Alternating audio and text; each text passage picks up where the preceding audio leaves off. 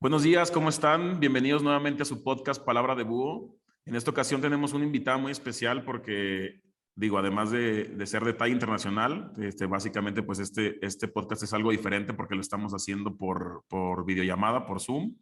Y pues ella es la escritora del bestseller Eres Reditable, ¿verdad?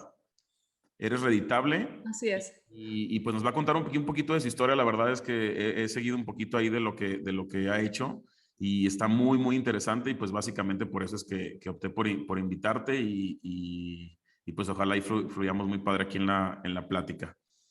Pues no sé si te gustaría como presentarte una breve presentación. Digo, yo hice algo muy básico, pero igual si te gustaría a ti presentarte un poco más, adelante. Vale, bueno, hola Búho, gracias por tu invitación. Mando saludos a toda la gente que nos está escuchando. Y bueno, presentarme yo siempre digo que es de las cosas más difíciles que hay porque a veces somos tantas cosas que no sabemos ni qué decir, o por lo menos a mí me pasa. Pero básicamente ayudo a personas, más que nada emprendedores y empresas, en la consecución de sus objetivos a través de la reprogramación mental, que de eso trata mi libro, de reeditar las redes neuronales con información. A veces simplemente es dándole información. Soy conferencista, bueno, soy autora de este libro y también hago mucho trabajo con regresiones transformacionales, con hipnosis transformacional. Pero el objetivo de todas estas cosas es el mismo: ayudar a las personas que se conviertan en quienes tienen que ser para lograr las cosas que quieren lograr, porque a veces creemos que no podemos cambiar y no hay nada más lejos de la realidad. Simplemente crecimos con unas creencias que nos fueron inculcadas y esas creencias nosotros podemos sustituirlas por unas creencias nuevas. Eso, bueno, tiene que ver con un proceso de neurogénesis, un tiempo mínimo requerido para poder reemplazar estas redes neuronales, y un poco de eso pues trata el libro pues también de cómo llegué yo a esta conclusión, y si quieres me extiendo ahora un poco más.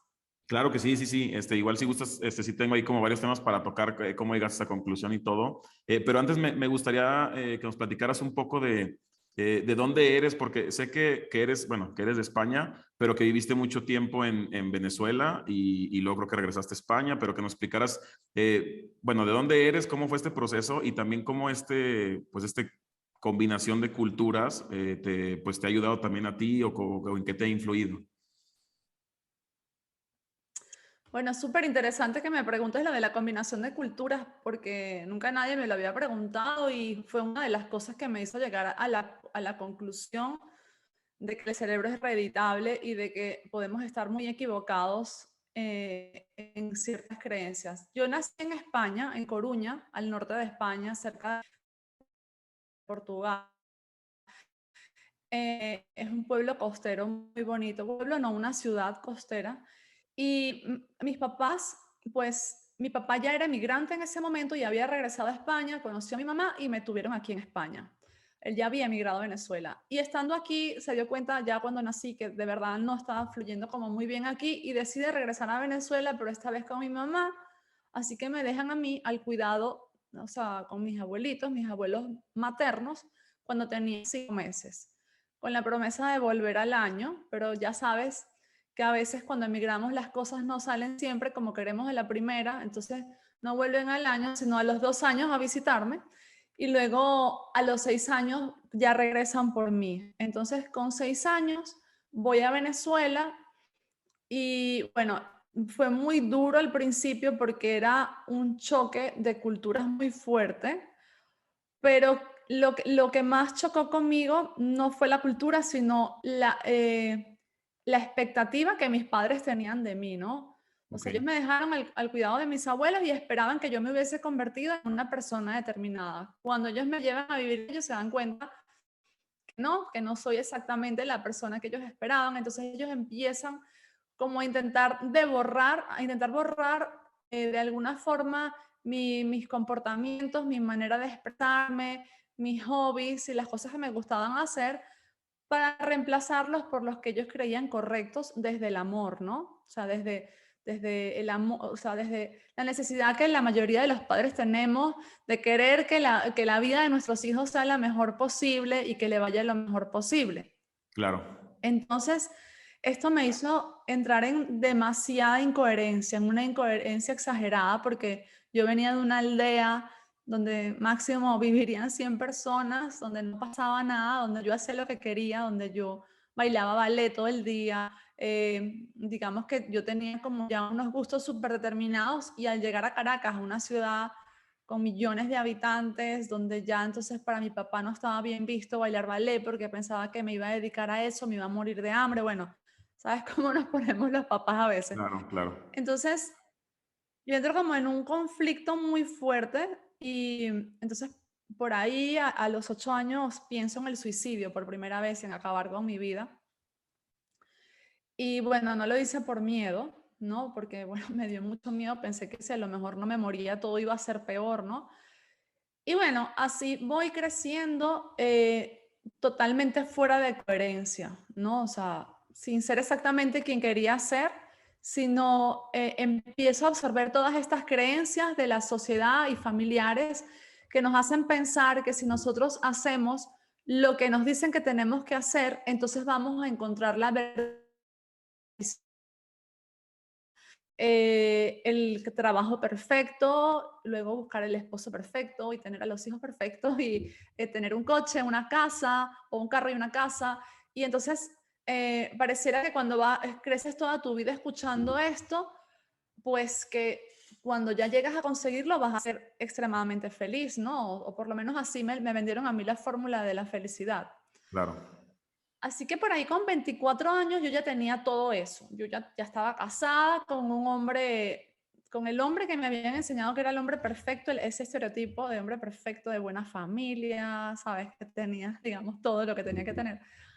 Tenía un buen trabajo, estaba en una empresa súper reconocida, trabajaba en Gillette International, tenía casa, coche, tenía todo. Y digamos que si me hubieses preguntado en aquel momento si era feliz, te hubiese dicho que sí, que era feliz, pero no estaba, se estaba totalmente alejada de la felicidad. Y no me di cuenta por ahí hasta los 27 años, cuando me diagnostican cáncer de cuello uterino. Y en el momento que me diagnostican esa enfermedad, yo sentada frente a mi doctor, me doy cuenta solo en ese momento de lo infeliz que era y de lo triste que había sido mi vida hasta entonces, porque me lo había pasado haciendo cosas que eran para complacer a otros, pero en cambio yo me sentía súper rebelde. Yo sentía que yo hacía lo que yo quería todo el tiempo y que a mí nadie me obligaba a hacer nada. Pero fue en ese momento que me di cuenta que no, que yo estaba haciendo todo para complacer a otros, que solo había trabajado, que no había disfrutado de mi vida, que no había hecho cosas que ni siquiera sabía que quería hacer, como por ejemplo viajar por el mundo. Entonces, en ese momento fue como terrible pensar que la posibilidad de morirme estaba ahí, a la vuelta de la esquina. Entonces empecé a pensar, primero, que uno vive como sintiendo que hay un futuro inmenso y lejano siempre por delante, y yo vivía para ese futuro. Y en realidad, tú no sabes cuándo se acaba la vida. Tú y yo ahora estamos aquí hablando y ahora mismo puede haber un terremoto y se acabó Exacto, tu exacto. vida y la mía. Entonces, la pregunta es, si te mueres hoy o si yo me muero hoy, tú te mueres feliz, yo me muero feliz con lo que hemos vivido hasta hoy.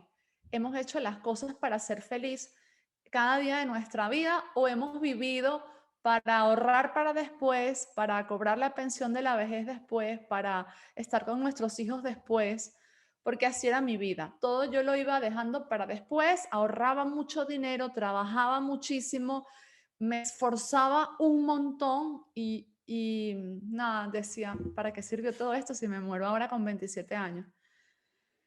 Entonces, bueno, ahí pasaron varias cosas. La primera de ellas es que tuve la infinita suerte de tener un doctor diferente a los doctores promedio que existían en aquella época y a los doctores promedio que siguen existiendo hoy en día, 15 años después. Mi doctor era, cuando ya me iba, porque yo, o sea, yo primero pregunté que la probabilidad de morirme, pregunté, y él por supuesto no quería enfocarme en la muerte, aunque eso era una probabilidad, él quería reenfocarme en la vida. Me decía que, bueno, que no necesariamente tenía que morirme, que antes me podían quitar el útero, también eso era horrible para mí, porque entonces significaba que yo no iba a poder ser mamá, y aunque en aquel momento no quería ser mamá porque me consideraba muy joven, esto no quería decir que más adelante no quisiera hacerlo. Claro. Así que, nada, este doctor me dice, cuando ya me iba así yo metida en mi nube gris de desgracia, de Dios mío, lo que me está pasando, me detiene y me dice algo que fue quizás como, él fue quizás la primera persona que me habla de la mente y de cómo los pensamientos afectan nuestra biología. Y me dice, vea, yo sé que tú ahora estás muy preocupada, pero cada minuto de tu vida que tú estés preocupada, triste, estresada por lo que te está pasando, es un minuto de tu vida que tú le das al cáncer la oportunidad de expandirse dentro de ti. Y me Claro. dijo, tienes que ser feliz. Y yo me quedé como en plan, ¿what? O sea, como feliz, si yo soy súper feliz. Además, ¿qué hace un médico hablándome de esto? O sea, en aquel momento yo incluso lo vi como, como poco profesional. Lo admiraba mucho a este doctor, había sido mi doctor desde muy jovencita, pero aún así me pareció rarísimo que un profesional de la medicina me estuviese hablando, me estuviese enfocando más en mis emociones que en el tratamiento médico que tenía que seguir, que ya él me lo había dicho, tienes que venir cada 2 semanas a terapia y todo eso. Así que salí de allí, de aquel consultorio, y en el trayecto del consultorio a la salida, tuve quizás la conexión más fuerte, o sea, la primera conexión con mi intuición en la vida, o sea, la primera conexión donde por fin yo no me estaba dejando llevar por lo lógico, que lo lógico era no hay tratamiento para el cáncer, sino que me dejé llevar por algo más fuerte, y eso más fuerte fue, tienes que vivir, no te puedes morir con 27 sin haber hecho nada, solo has trabajado, solo has sufrido, solo has llevado una vida cuesta arriba, esto no puede acabarse así, o sea, es como una película de terror que acaba mal, ¿no? Es correcto. Um, entonces allí comencé a tener una fe inexplicable en que algo iba a suceder en el camino que me iba a salvar. Yo no sabía qué era. Simplemente yo empecé a confiar en que yo tenía que, yo, no, quizás no los médicos, no sé, la ciencia, algo, alguien tenía que encontrar la solución para que yo pudiese sobrevivir. Dediqué entonces los próximos 2 años a mi terapia, o sea, ese era mi enfoque principal, ir cada 2 semanas a terapia al médico, pensando que quizás esta terapia podía curarme, pero lamentablemente no funcionó. O sea, yo no empeoraba, pero tampoco mejoraba. Digamos que era como una sombra, el cáncer era como una sombra ahí encima de mí que no se quitaba, no se iba, no se apartaba. Y yo me sentía por un lado desesperada, pero por otro lado decía, no, no, tú confía, tiene que haber una solución, tiene que pasar algo que te salve. Así que comencé a buscar, y aún buscando, y aún así de desesperada como estaba, yo seguía trabajando al mismo ritmo y quizás más. Y aquí yo hago siempre una reflexión que para mí es quizás una de las más importantes de toda esta historia, y es que los seres humanos, cuando estamos desesperados, cuando nos sentimos perdidos, a veces preferimos agarrarnos al único pedacito de algo conocido, incluso sabiendo que vamos a terminar peor, Ok. que buscar algo nuevo y elegir cambiar. Entonces, a pesar de mi fe en que iba a vivir, a pesar de que quería vivir desesperadamente, a pesar de todo eso, yo no hacía nada por cambiar. Yo intentaba buscar fuera de mí la solución y de que apareciese un milagro, algo que me salvara, pero yo no iba a cambiar. Yo seguía trabajando más, seguía sin dedicarme tiempo, seguía sin hacer las cosas que soñaba hacer. De hecho, en este proceso acepté un traslado de la empresa a otro sitio, donde trabajaba aún más, donde estaba sola, o sea, donde mis condiciones eran muchísimo peores. Y un día, estando en este sitio, me levanté súper cansada. Habíamos hecho una presentación el día antes al CEO de la empresa y estaba agotadísima, pero no agotada por el cáncer, estaba agotada porque no dormía de tanto trabajar. Y dije, ok, me voy a morir. Me voy a morir si yo sigo así. Claro. Esto no tiene ningún sentido. Tú no estás haciendo nada que te conduzca a la vida. Tú estás acelerando todo lo que te ha conducido, o te ha llevado a donde estás ahora mismo. Entonces, es como cuando queremos ganarnos la lotería, pero no jugamos. Sí. Yo estaba haciendo exactamente eso. O sea, yo decía, quiero curarme y sé que va a aparecer la solución, pero no estaba haciendo nada por curarme. Entonces un día se me metió en la cabeza el renunciar a esta empresa, regresar a mi ciudad y fue como la primera vez en la vida de que tuve una fe inamovible en que nada podía ir peor que de lo que estaba y que simplemente no lo iba a aceptar. O sea, yo ya tengo cáncer, yo no voy a aceptar nada peor en mi vida, yo tengo que volver a encontrar trabajo en mi ciudad, tengo que volver a encontrar una casa, me tiene que ir bien todo, cuando regrese y punto. Estaba así como, me cansé, ya llegué, como dice Tony Robbins, ¿no? Al nivel más bajo que tú aceptas. Nosotros somos los que ponemos los límites y yo había llegado ya al límite, o sea, ya tenía cáncer, ya estaba enferma, ya todo peor en un trabajo donde abusaban de mí no porque ellos fuesen los malos, sino porque cuando los empleados conseguimos lugares así es porque nosotros estamos permitiendo que eso suceda. Le estamos dando el permiso a estos jefes que Claro. tampoco son malos, que también están viviendo sus crisis y sus tormentas, de que nos hagan esto. Entonces, pues ahí volví con la fe de que iba a encontrar. Y un día, viendo un documental que el que era mi esposo en ese momento había llevado a la casa, hablaba un montón de gente que había logrado sus sueños, personas que hoy en día son súper famosas en el mundo del desarrollo personal, pero que en aquel momento no eran muy reconocidos. Y entre toda esta gente hablaba una mujer que decía que ella se había curado de cáncer en 3 meses. Ella tenía cáncer de pecho y decía que cambiando su manera de pensar, ella se había curado en 3 meses.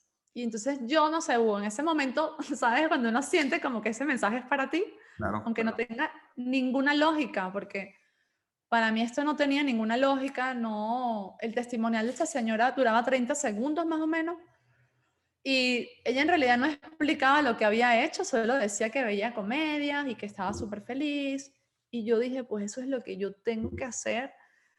Tengo que cambiar mi manera de pensar, tengo que convertirme en una persona totalmente distinta a la que soy, y comencé a interpretar una especie de personaje donde yo era súper feliz, donde a mí todo me salía bien, donde todo me iba de maravilla y donde yo me lo creía, pero exageradamente. Y me di cuenta que el primer día funcionó bastante bien, pero el segundo día tu cerebro te está diciendo, qué mentirosa, esa no eres tú. Claro, claro. Estás estresada todo el día, estás trabajando todo el día. Tú eres otra persona, tú no eres feliz nada, o sea, tú tienes un montón de problemas.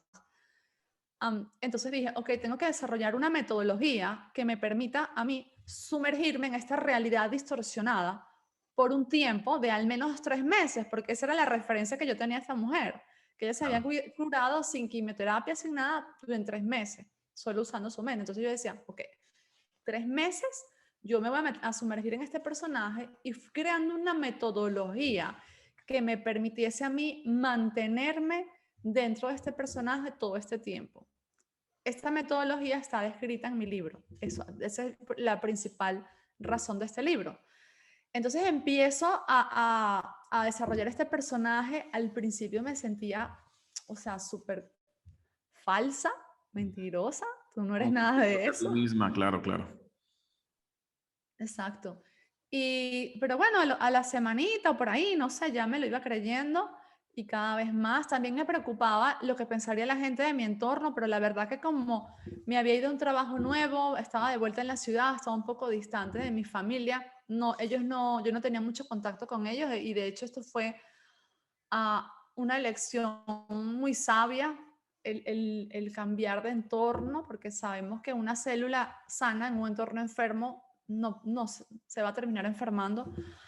Otra decisión sabia fue no contarle a todo el mundo lo que me estaba pasando, porque si yo quería creer que no tenía cáncer y yo me ponía a decir que tenía cáncer, eso iba a ir fuera de coherencia con lo que yo quería transmitir. Además me lo iban a estar recordando por cariño, por amor, por preocupación, por lo que sea. O sea, Claro. normal que alguien te diga tengo cáncer y le preguntes, oye, ¿cómo te va? ¿Cómo te sientes? Así que empecé a practicar esto y ya por ahí como al, no sé, a las semanas, 2 semanas, yo ya no me acordaba de quién era antes. O sea, yo ya me sentía realmente y genuinamente feliz, yo me sentía genuinamente exitosa, capaz de lograrlo todo en la vida, me sentía sana, eso era es lo más importante, yo sentía que estaba sana. Y mi esposo, que era la persona más cercana a mí en ese momento, la única persona que sabía lo que me estaba pasando, me acompañaba en este juego. O sea, él jugaba este juego conmigo, en plan, como sí, aquí no pasa nada, todo está bien, olvidémonos de lo que pasó. Yo dejé de hacer algo que nunca le sugiero a la gente que lo haga, ¿vale? Porque esto puede ser muy peligroso si, pues si alguien no está preparado. Pero yo dejé de ir al médico, yo dejé de hacerme la terapia, porque yo sentía que cada vez que volvía al médico, pues él me estaba recordando que yo tenía cáncer. Entonces, dejé de ir, repito una vez más, esto no es que algo que yo esté aconsejando, esto fue algo que yo hice dentro de mi desesperación por querer cambiar las cosas. Y como a los 3 meses yo me sentía plena, o sea, feliz, curada, yo no sentía ni un ápice de alguna emoción de baja frecuencia dentro de mí. Y a los 3 meses más o menos, mi esposo me dice un día, oye, mira, yo sé que todo está bien, yo sé que todo va bien, que tú estás, seguramente ya estás sana, curada, pero la verdad es que no tenemos ningún respaldo médico que diga que eso es así. Así que yo creo que sería bueno que solo por corroborar vayamos al médico y que te revise y bueno, que sepamos que todo está bien en efecto. Eso yo lo recuerdo como el peor día de mi vida. O sea, él despertó en mí sin querer y desde el amor, por supuesto, todos los miedos y toda la, o sea, yo en ese momento pensé, Dios mío, ¿qué he hecho con mi vida? Yo me puse 3 meses a jugar que yo era feliz porque yo vi en la televisión a una mujer que ni siquiera sé si su historia era real o si era una actriz. Yo fui en contra de todo lo que me enseñaron mis padres, de que mis padres que me enseñaron a hacer lógica, a simplemente a creer en lo que está respaldado por la ciencia, era lo mismo que me habían enseñado en la escuela, lo mismo que me habían enseñado en la universidad. Y yo agarré todas esas creencias y las tiré a la basura y puse mi vida en riesgo por escuchar a una persona que yo no sé quién es. Eso fue lo que yo pensé en aquel momento. Empecé a llorar en la mañana y terminé de llorar en la noche. Lloré como 18 horas seguidas. Ya no me salían lágrimas, quedé seca.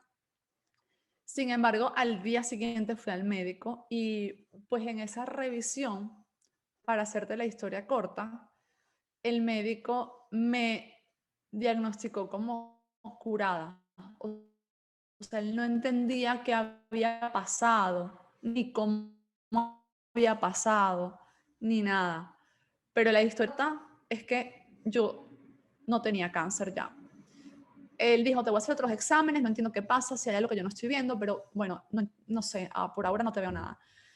Yo salí de allí, o sea, no te puedo explicar. No hay un monto en dólares, millones de dólares, o no sé, que yo te pueda decir que yo hubiese sentido lo mismo si me lo hubiese ganado. Yo me imagino que es algo parecido a lo que siente la gente cuando sale de la cárcel o yo no sé, pero yo cuando recorría el pasillo hacia la salida, yo tuve una sensación que solo he tenido una vez en mi vida. Y yo no sé, Búho, si tú has escuchado que cuando la gente está a punto de morirse, ve como una película de su vida antes de morirse, Claro, claro, ¿sí? claro. Pues yo en ese momento, digamos que estaba como renaciendo yo vi una película de mi vida, pero hacia adelante.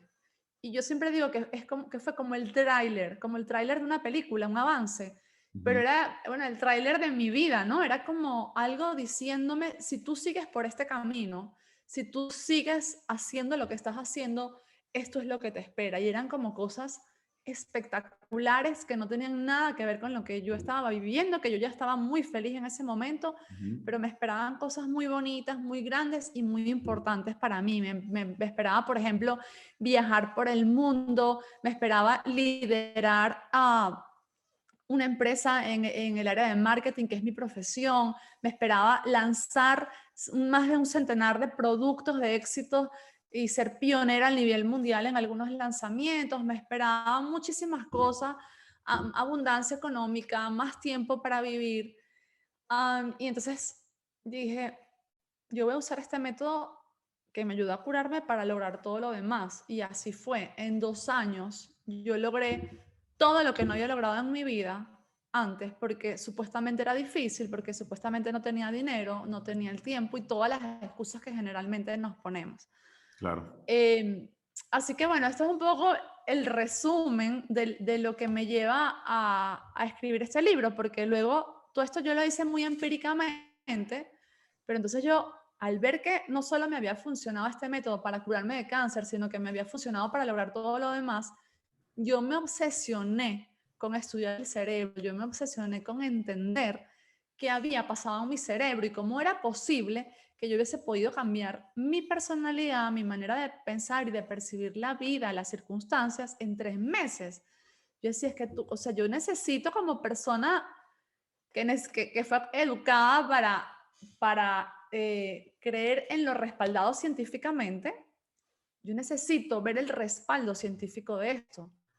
Y aquí Claro. quiero aclarar 2 cosas. Yo ya estudié esto por curiosidad, pero yo hoy en día, yo creo antes de ver, ¿vale? Yo ya aprendí que para ver, primero yo tengo que creer. Es correcto. Aún así, pues sí, sí, esa parte curiosa de mí, ajá, está respaldado o no, estaba allí. Además, también quería ayudar a otras personas que pensaran como yo, como la yo de antes, las personas que siempre van a necesitar un respaldo para poder llevar ciertas circunstancias a cabo. Entonces, el cerebro como una demente, o sea, de día, de noche, a buscar información, a preguntar a gente de la ciencia qué había pasado, y entonces me di cuenta que lo que había pasado es que yo había reeditado mis redes neuronales. Las redes neuronales, pues, son una conexión de neuronas que se va formando cada vez que nos sometemos a un estímulo que se repite muchas veces con una emoción muy fuerte,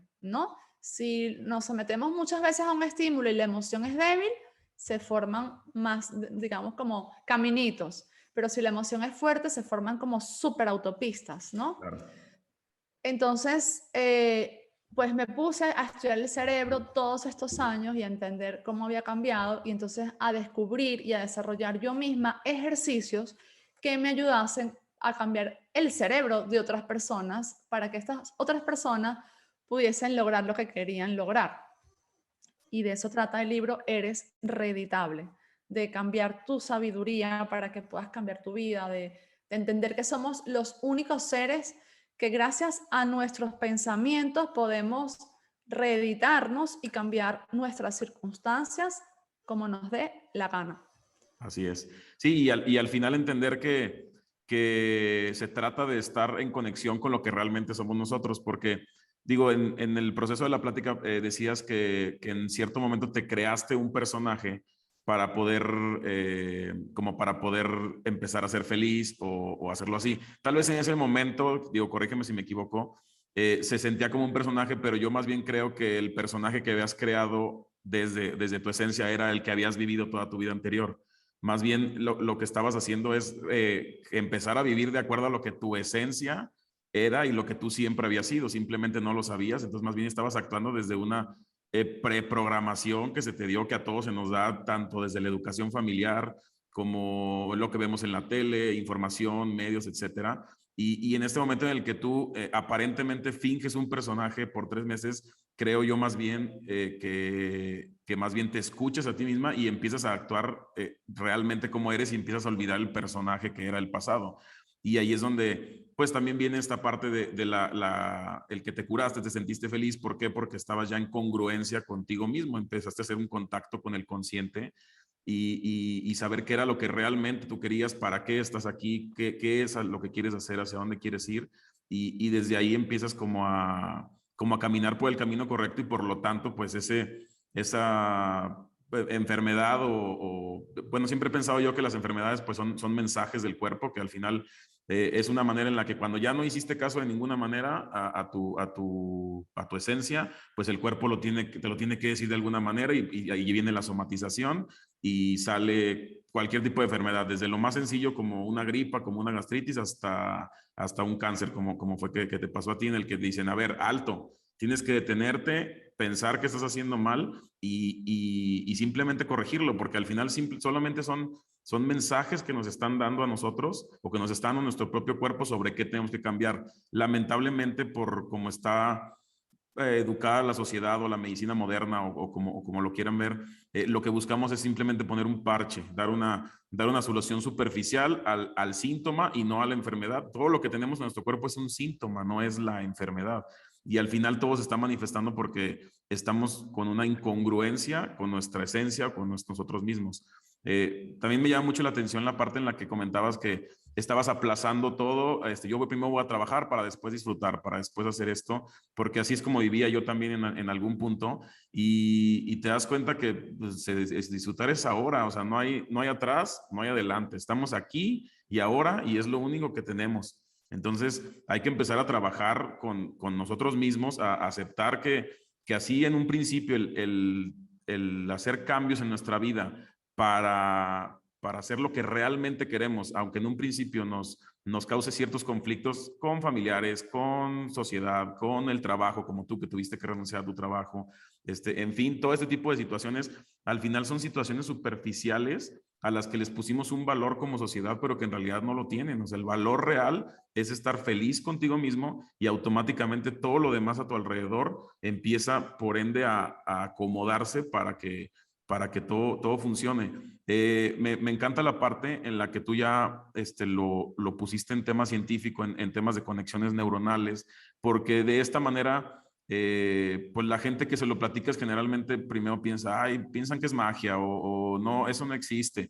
Pero en el momento en que lo aterrizas a un plano científico, porque en realidad eso es ciencia, pero en el momento en que lo aterrizas, pues es un poco más fácil para la gente, tal vez digamos que es como la entrada a este mundo mágico, bueno, mágico si lo queremos ver así, pero es la entrada para que la gente pueda entender que sí es así, que al final trabajamos con energía, trabajamos con vibraciones y nuestro cuerpo, o bueno, no nuestro cuerpo, toda la materia pues está hecha a base de energía y la energía se transmite a manera de vibraciones y si nosotros estamos vibrando en energía negativa, pues vas a generar vibraciones negativas y por lo tanto lo que se va a materializar pues va a ser negativo. Y por el contrario, si vibras en vibrar alto, aunque ahorita esté como digamos que esta frase que esté como ya muy trillada, pero en realidad eso es, cuando estás vibrando en esa frecuencia, pues también empiezas a generar y empiezas a materializar situaciones positivas. Entonces, la verdad es que me encanta muchísimo esta parte que hablas tú, porque al aterrizarlo a una manera científica, si lo queremos ver así, pues ya eso no lo puedes refutar, porque ya ni el que quiera pensar que esto es pseudociencia o algo por el estilo, pues ahí están las pruebas, ¿no? Ya si lo quieres ver, digo, tú lo entiendes, creo que yo también lo entiendo, esa parte de primero hay que creer para ver, pero pues lamentablemente la mayoría de las personas primero tienen que ver para creer y se me hace una excelente manera de introducir pues a la sociedad a esa parte. Comentabas mucho del método, según tengo entendido, se llama método Neurolith, que es el que me dices que tú estás manejando, ¿verdad? Sí, Se trabó ahí un poquito. se te Sí, cortó un poquito la voz. así es. Te comentaba que es método Neurolith, ¿verdad? El método que tú, así se llama el método que tú estás manejando y que estableces en el libro. Así es, Básicamente es lo que así es. comentaste o tiene como algunos puntos, digamos, diferentes a lo que estabas platicando. Sí, bueno, es un método que yo lo dividí en 4 pasos, porque, bueno, yo me ponía en el lugar de una persona que estuviese pasando por lo mismo que yo. Y cuando digo por lo mismo que yo, no me refiero al cáncer o a una enfermedad, no. Me refiero a cuando tú estás estancado en una situación, ya sea económica, de salud, de lo que sea, y tú quieres salir y tú sabes que, ok, la persona que ha sido hasta ese momento no va a lograr lo que tú quieres lograr porque, bueno, queda demostrado que no lo has logrado, si no ya lo hubieses hecho. Entonces, esa persona tiene que cambiar. Y, ajá, y entonces, ¿cómo cambiamos? Pues en ese método está escrito en 4 pasos cómo hacerlo y hay un paso específicamente que es el de reprogramación, donde a la vez se dividen muchísimos otros pasos y pues allí hay ejercicios, hay rituales para mantener la vibración alta, hay pues un montón de cosas que te van a ayudar a lograr ese objetivo, que sea el que sea que quieras lograr. Y es lo que está pues descrito en el libro, que si me pusiese ahora a describirlo, pues necesitaríamos otro episodio como mínimo. Eh, pero sí, rescatando lo que decías, en efecto las enfermedades son como lo que el cuerpo calla, ¿no? El cuerpo, o sea, el, lo que tú te guardas ahí, que no quieres como terminar de aceptar, pues el cuerpo termina expresándolo. Y yo también digo que es como un papá o una mamá amorosa que le está diciendo a un niño, oye, mira, no te subas ahí porque te vas a caer. Y tú insistes, y tú te está yendo mal, pero te quieres subir. Oye, mi amor, no te subas. Entonces, el mi amor, no te subas puede ser una gastritis. Ujú. Oye, mi amor, por favor, no te subas. Bueno, una, qué sé yo, jaqueca también.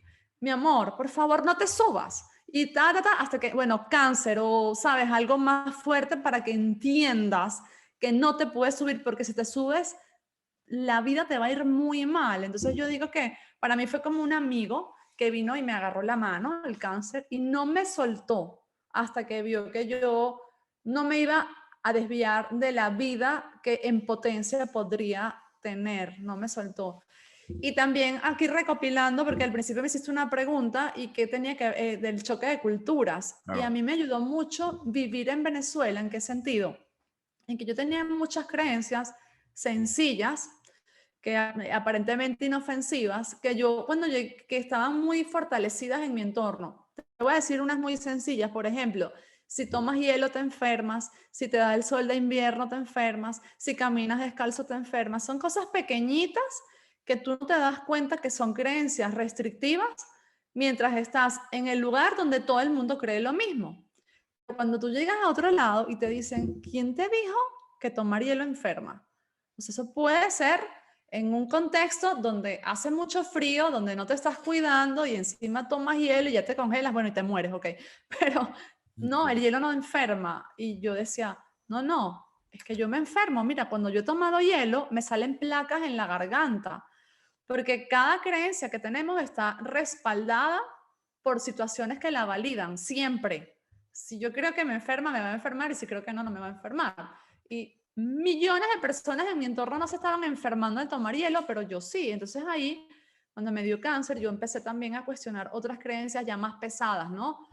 De la felicidad, de la abundancia económica. Yo decía, si estas creencias tan pequeñitas como el pensar que caminar descalza me puede enfermar no era verdad, pues puede que haya cosas más grandes que tampoco sean verdad. Entonces, me siento súper bendecida de haber podido vivir en Venezuela, en un país tan amable, tan receptivo, al menos mi experiencia, ¿no? Con el emigrante tan lleno de amor, o sea, un país impresionante. México también he ido de vacaciones y me encanta. Y este entorno, sin duda alguna, ayudó a curar lo que yo llevaba por dentro. Que Claro. esa respuesta te la debía de antes de cuando empezamos. No, no, no, pero quedó mucho mejor ahorita.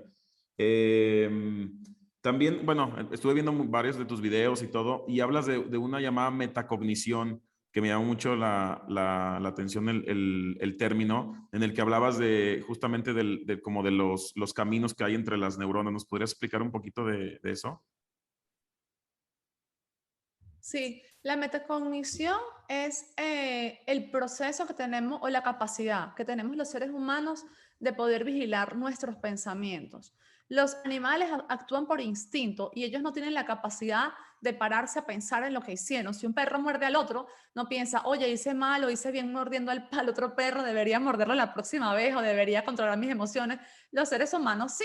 Entonces, la metacognición es nuestra principal herramienta para poder cambiar. Yo puedo vigilar mis pensamientos y decidir si esos pensamientos me llevan a tener emociones de alta frecuencia o de baja frecuencia. Por ejemplo, voy en mi coche o en mi carro y hay tráfico y entonces empiezo a quejarme. Uf, qué fastidio, siempre lo mismo, esta ciudad, siempre tráfico, es que no importa la hora que uno salga, siempre está todo. Entonces ahí cuando yo estoy sometiéndome a ese estímulo, se empiezan a generar esos caminitos de neuronas que decías ahora. Hay un camino específico, ¿no? Pero ¿qué pasa si yo de repente un día, gracias a la metacognición, puedo decir, oye, el quejarme del tráfico, primero, no me está ayudando, segundo, no lo voy a poder cambiar. ¿Qué tal si yo elijo tener una emoción positiva con respecto a esta situación que no puedo cambiar? Entonces voy a empezar a sentirme feliz de que todas las mañanas cuando voy a mi trabajo hay tráfico, porque ese es el único momento que yo voy a tener para poder escuchar un audiolibro por semana.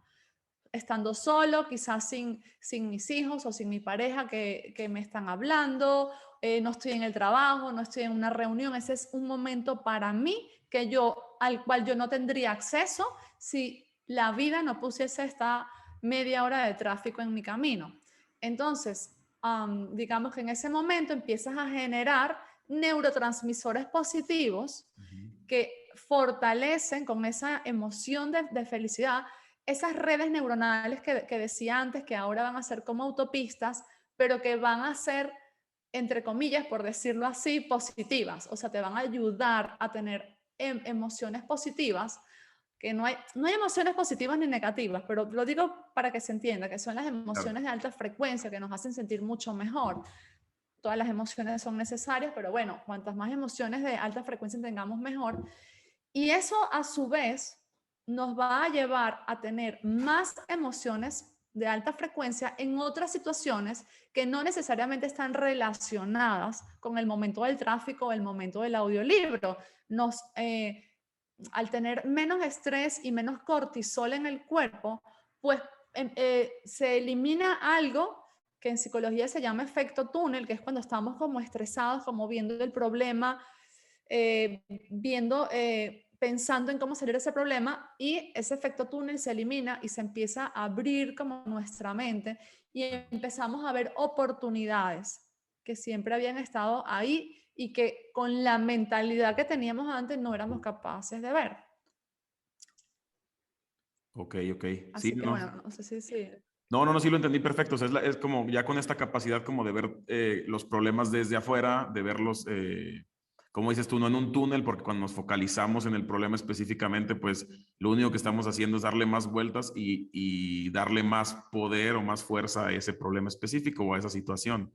Entonces, pues de esta manera, pues podemos pues generar, al verlo ya como desde afuera, pues podemos generar soluciones o darnos cuenta que realmente tal vez el problema ni siquiera era un problema como tal, era algo tan sencillo, pero al poderlo ver desde afuera, pues, pues ya lo pudimos detectar de esa manera. No sé si iba por ese lado.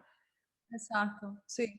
Y yo siempre pongo un ejemplo que puede ayudar a entenderlo mucho mejor, y es que imagínate un campo verde lleno de hierba o de césped fresco, y que tú tienes que pasar de un lado al otro para llegar a un sitio todos los días. Entonces tú empiezas a caminar por un caminito y todos hemos visto esos caminos que se hacen en los campos, ¿no? Ujú. Cuando la gente pasa siempre por el mismo sitio como para obtener un atajo o algo así. Claro. Y digamos que un día, gracias a tu proceso de metacognición, te das cuenta, viendo lo que estás haciendo desde arriba, de que quizás si tú vas por otro lado de ese campo, te puede ir mejor, puedes llegar más temprano o puedes ahorrar camino, lo que sea. Entonces dices, vale, ya no voy a ir por este camino, voy a ir por este otro. Los primeros días va a ser difícil porque tienes que volver a pisar las ramitas, no sabes si hay un agujerito en el fondo que lo puedes pisar y vas a sentirte constantemente tentado a ir por el otro camino, el que ya está hecho. el camino que ya está hecho es el de las redes neuronales que has venido trabajando toda tu vida, como la de quejarte cada vez que estás en el tráfico.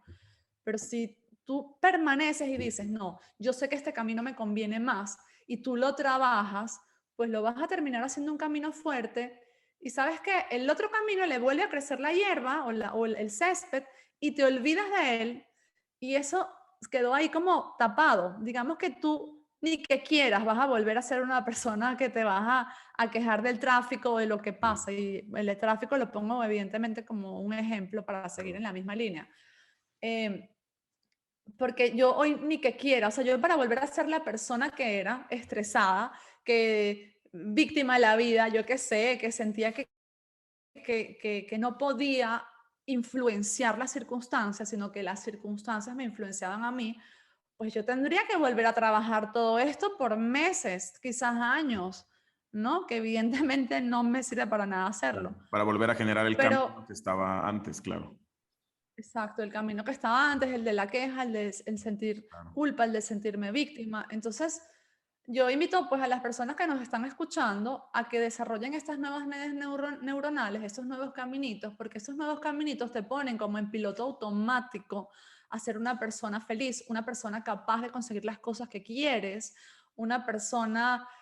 Yo tengo un gráfico en el libro donde muestro las personas promedio, digamos que en una escala de felicidad del 0 al 100, las personas, hay muchas escalas que miden la felicidad, pero digamos que están en el 30 y que hay picos que suben y bajan de acuerdo a las circunstancias. Me casé, más feliz, me gané la lotería, más feliz, pero luego voy a volver a bajar porque esas redes neuronales no están hechas. Entonces, típico que escuchamos que cuando yo me gane la lotería, entonces sí voy a ser feliz, cuando me case, cuando me gradúe, entonces sí, qué pena, pero no vas a ser feliz. Esa es la mala noticia, porque si no eres feliz con lo que tienes, no vas a ser feliz con lo que tendrás. Exacto. Entonces, digamos que, en cambio, cuando tú desarrollas tus redes neuronales, te conviertes en una persona 90 o una persona 100. Y sí, también cuando seas ya una persona 100 y te ganes la lotería, también te vas a sentir más feliz y cuando se muera tu mamá, también vas a estar triste. Pero ¿sabes qué? Cuando se muera tu mamá o tu papá o algún ser que amas, tú vas a regresar rápidamente a la curva de la felicidad porque tu cerebro olvidó cómo es estar triste, tu cerebro olvidó cómo es vivir en depresión y eso fue lo que me pasó a mí. Y a mí hay gente que me dice, oye, pero tú, cuando se te muera alguien no lloras, por supuesto que sí. O sea, yo Claro. me siento más empática con el mundo que nunca, pero yo no me quedo pegada en esa emoción.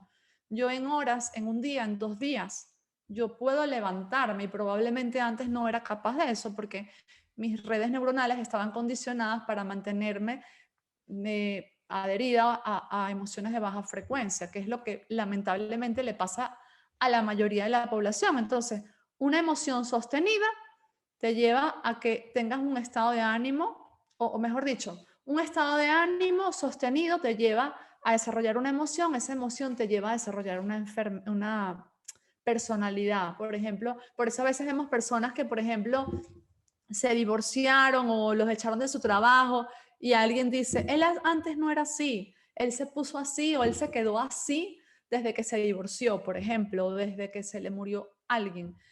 Entonces eso es porque mantuvo una emoción sostenida. Bueno, pues podemos hacer exactamente lo contrario, una emoción sostenida, pero para bien, estar felices, felices, felices, hasta que eso se queda ahí estable en el 100. Claro, que ya nos quedamos siendo así como tal. Oye, qué Exactamente. interesante, qué padre.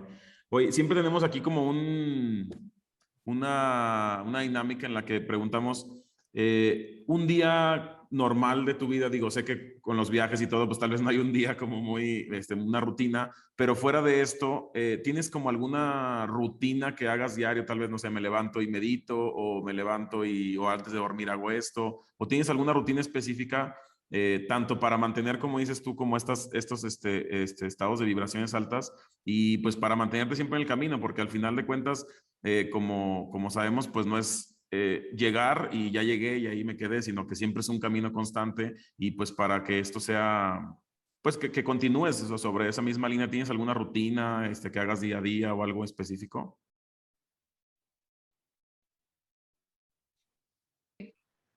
tengo rutinas, no siempre las hago en el mismo orden, pero siempre hago lo mismo. O sea, hago lo mismo todos los días, aunque no sea en el mismo orden, ¿no?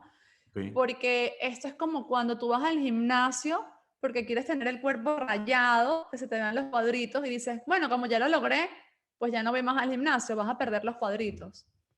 Y sobre todo si estás rodeado de personas que no hacen ejercicio, pues la felicidad es lo mismo. Si estás rodeado de personas que están pensando en crisis, en una pandemia, en un montón de cosas, pues evidentemente si tú no sigues tú ejercitándote, pues tú eventualmente vas a volver a pensar como ellos. De hecho, ya me pasó una vez donde me confié que yo, sabes, ya tenía eso súper desarrollado, me puedo rodear de quien sea y eso me volvió a llevar abajo temporalmente. Así que lo que hago es, importante para mí meditar, aunque en aquel tiempo no lo hacía porque mi estado de conciencia era distinto. Ujú.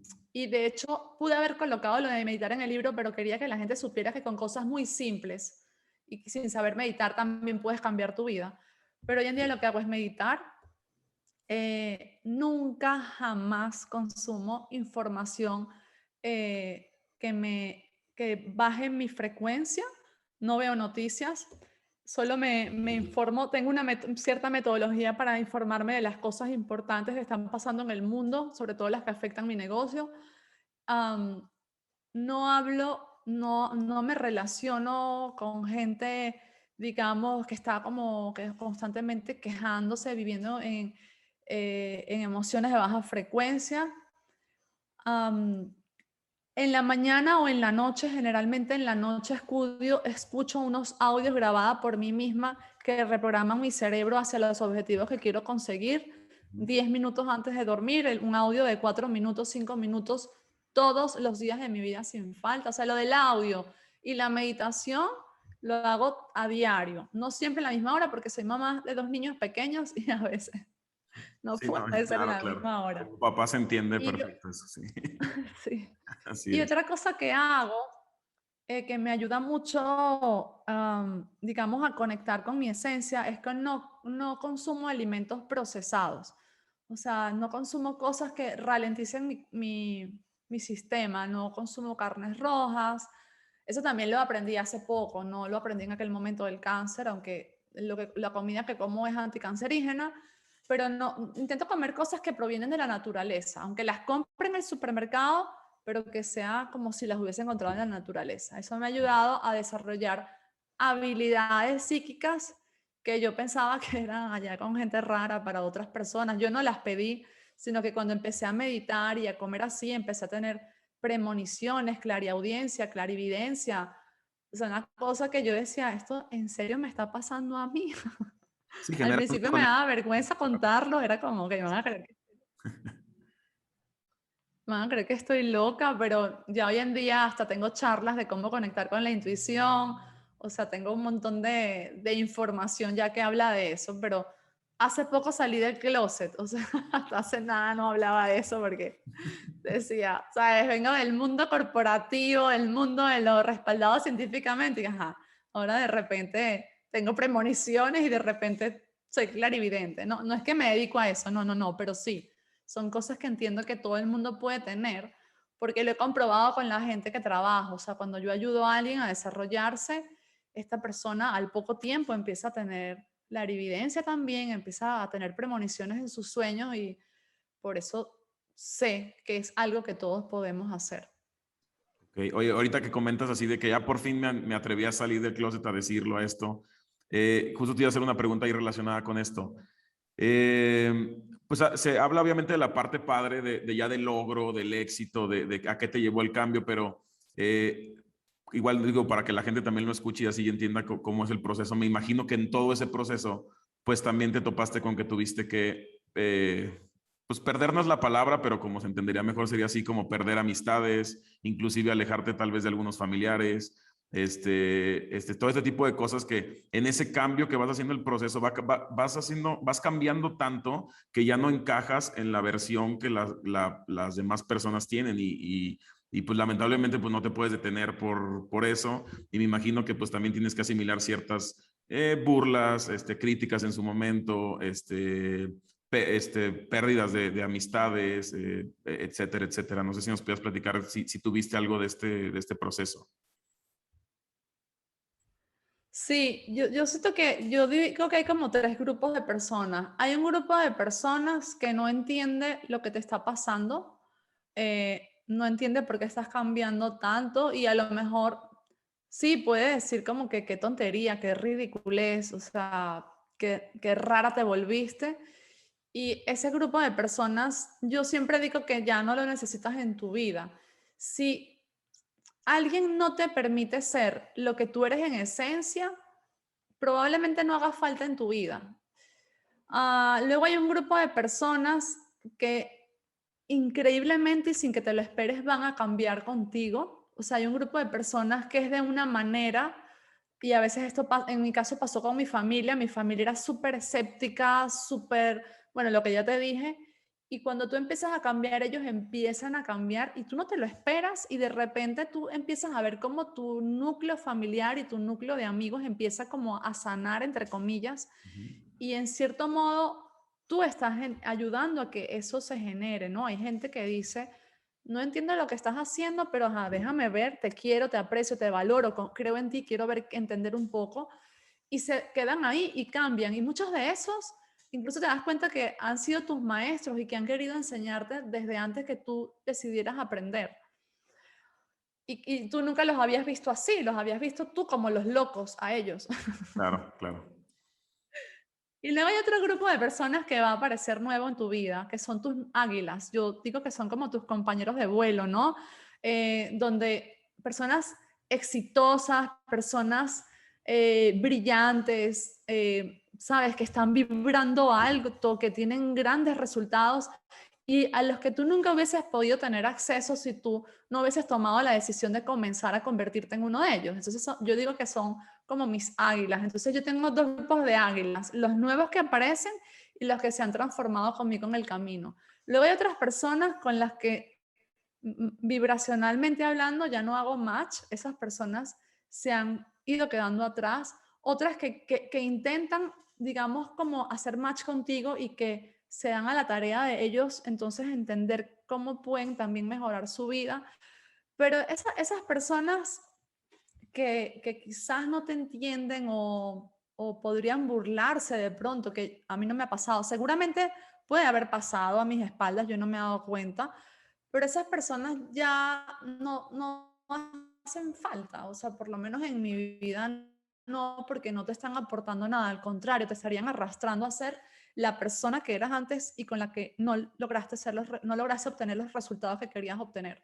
Pero aún así, somos seres humanos, el cerebro está, digamos, como diseñado para que tú siempre quieras tener la aceptación social, porque hay como un chip ahí que no está actualizado y es algo que te dice, oye, mira, si no te quieren o si no te aceptan, puede haber problemas, porque anteriormente si no te querían, ¿qué pasaba? Te morías. Tú en una tribu, si la tribu te rechazaba, tú no podías reproducirte, no podías cazar solo, no podías resguardarte solo en las noches o en temperaturas extremas. Entonces tu cerebro dice, mejor que te quieran, no queremos problemas.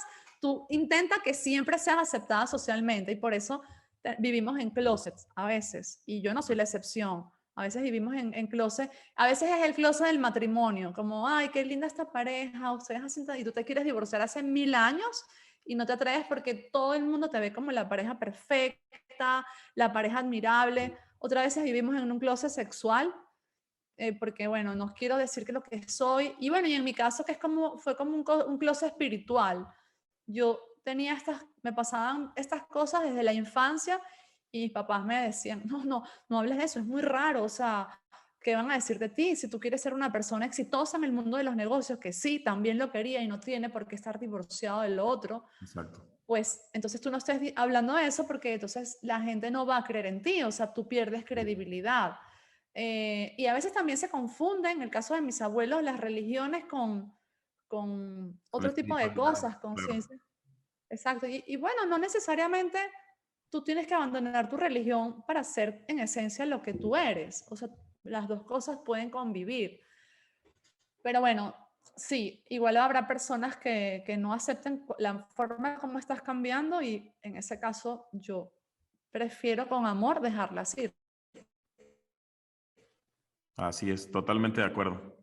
Muy bien. Oye, pues la verdad, muchísimas gracias por aceptar la invitación, por hacer el Zoom. La verdad es que es un placer platicar con personas como tú, que tengan información, que estén en el mismo canal. Bueno, en fin, ¿qué más puedo decir? No sé si tú quieras aportar algo más, algo que quieras compartir. Ahora sí que el micrófono es tuyo. Gracias. Bueno, primero te invitaré a mi podcast también, lo puedes Claro. lograr, se llama mi podcast. Son historias inspiradoras que ayudan a las personas, digamos, a adquirir herramientas para que logren lo que quieren lograr en su vida. Así que ya dejo la invitación abierta. Aceptada. Gracias. Segundo, pues que las personas que quieran de verdad lograr resultados radicalmente distintos en la vida que están teniendo, los invito a leer mi libro, Eres Reeditable, está en Amazon. Eh, a mí pueden conseguirme en @BeaGarciaAres, en todas las redes sociales estoy igual. Y ya para cerrar, el mensaje que doy siempre es que nunca piensen que no pueden lograr algo porque otra persona se lo diga. Y especialmente si esta otra persona es una autoridad. ¿Por qué? Porque cuando cualquier persona nos dice que no podemos lograr algo, pues a veces nos lo creemos y a veces lo rechazamos. Pero cuando una autoridad en un tema nos dice que no podemos lograr algo, si por ejemplo yo quiero ser cantante y un cantante me dice, tú no puedes lograr algo, no puedes ser cantante, o si yo tengo una enfermedad y un médico me dice, tú no te puedes curar porque no hay cura para esa enfermedad, entonces ahí en serio nos asustamos y en serio nos creemos las cosas. Entonces, no crean que no pueden lograr algo incluso cuando una autoridad en el tema se lo diga, porque no todas las personas conocemos todos los caminos para llegar al mismo sitio, incluso aunque llevemos mucho tiempo estudiándolos, porque el ser humano se reinventa a sí mismo cada minuto de esta vida que pasa. Entonces, lo que un médico sabe hoy, por otro lado, hay otro médico descubriendo otra cosa ahora en este momento mientras estamos hablando. Claro. Y no necesariamente un médico, tú mismo puedes descubrir, como en mi caso, descubrir algo de ti que te cura o algo de ti que te hace millonario o algo de ti que hace que cambien tus relaciones para siempre. Entonces, nunca crean que, no permitan que nadie les diga que no pueden lograr algo. Ese es siempre mi mensaje de cierre. Excelente, excelente. Pues muchísimas gracias. Saludos.